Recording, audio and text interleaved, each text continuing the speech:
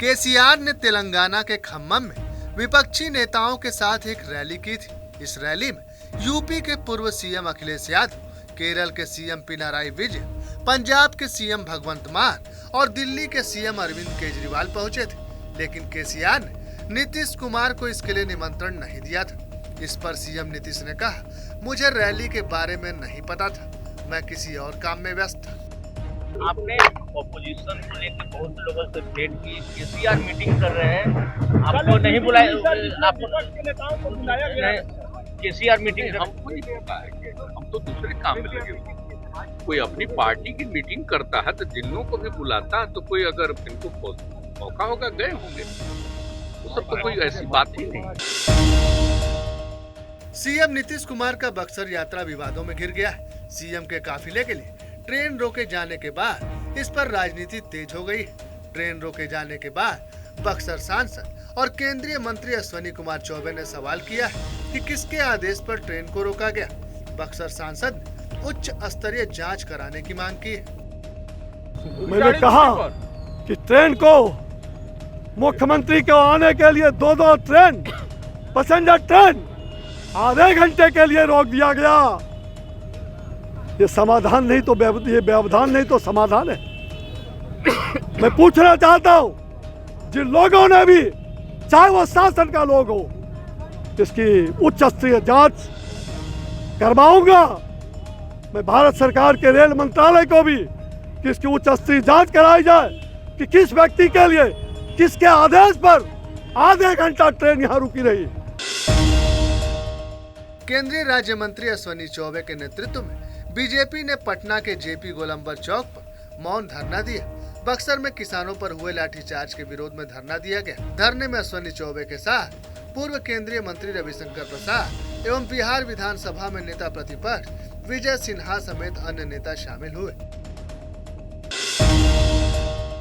CM Nitish से आजकल जिस भी मुद्दे पर सवाल किया जाता है वो कहते हैं मुझे नहीं पता, जिसको लेकर पूर्व केंद्रीय मंत्री रविशंकर प्रसाद ने सीएम नीतीश पर निशाना साधते हुए कहा है कि उन्हें कुछ नहीं पता तो सीएम क्यों है। नीतीश कुमार हताशा का संकेत दे रहे हैं।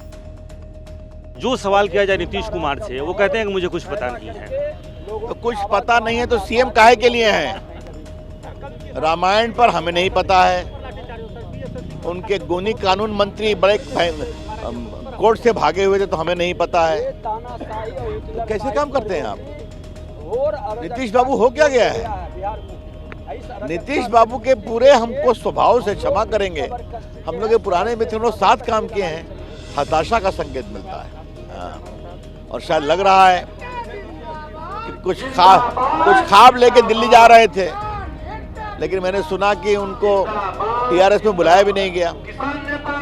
देखिए क्या है, देखा जाए। रामचरितमानस को लेकर बिहार की सियासत का पारा बढ़ता ही जा रहा है। आरजेडी ऑफिस के बाहर एक नया पोस्टर लगाया गया है जिसके जरिए शिक्षा मंत्री प्रोफेसर चंद्रशेखर सिंह के बयान का समर्थन किया गया है। आरजेडी ऑफिस के बाहर लगे पोस्टर के जरिए रामचरितमानस के विवादित श्लोक और उनके अर्थ दिखाए गए। साथ ही बीजेपी पर दलित, पिछड़े, अति पिछड़े वर्ग का अपमान करने का आरोप लगाया गया है। केसीआर की रैली में सीएम नीतीश को नहीं बुलाए जाने पर बीजेपी ने निशाना साधा है। बीजेपी प्रदेश अध्यक्ष संजय जायसवाल ने कहा है कि केसीआर ने अपनी रैली में अखिलेश यादव, अरविंद केजरीवाल, भगवंत मान को बुलाया लेकिन नीतीश कुमार को नहीं बुलाया। ये इस बात का प्रमाण है कि राष्ट्रीय राजनीति में नीतीश अप्रासंगिक है। जिनको कोई कहीं पूछ नहीं रहा है, कहीं विपक्षियों की बैठक होती है मुख्यमंत्रियों की, तो नीतीश जी का जो स्वभाव रहा है, आज पूरा देश तो जाहिर बात है उन पर शक की नज़र से देखेगा ही, और इसीलिए खम्मम में इतनी बड़ी रैली हुई। लेकिन बिहार के मुख्यमंत्री जी को गलती से भी कोई इनवाइट नहीं किया, यही बताता है कि उनकी क्या स्थिति है विरोधी दल में। सीएम नीतीश की समाधान यात्रा पर बीजेपी नेता प्रतिपक्ष विजय कुमार सिन्हा ने कहा है कि बिहार के सीएम नीतीश कुमार समाधान यात्रा को लेकर श्वेत पत्र जारी करें ताकि जनता को यह पता चल सके कि आखिर मुख्यमंत्री की यात्रा पर कितने पैसे खर्च किए जा रहे हैं। रामचरितमानस पर बिहार के शिक्षा मंत्री के दिए बयान पर बीजेपी लगातार न सिर्फ हमलावर बल्कि लगातार इसके खिलाफ विरोध प्रदर्शन भी कर रही है। बीजेपी के जिला विधि प्रकोष्ठ के संयोजक अधिवक्ता अमरनाथ झा ने दरभंगा सीजेएम की अदालत में शिक्षा मंत्री चंद्रशेखर के खिलाफ मुकदमा दायर किया है ताकि कानूनी रूप से शिक्षा मंत्री को सजा दिलाई जा सके। भोजपुरी इंडस्ट्री के पावर स्टार कहे जाने वाले पवन सिंह ने तेजस्वी यादव से मुलाकात की।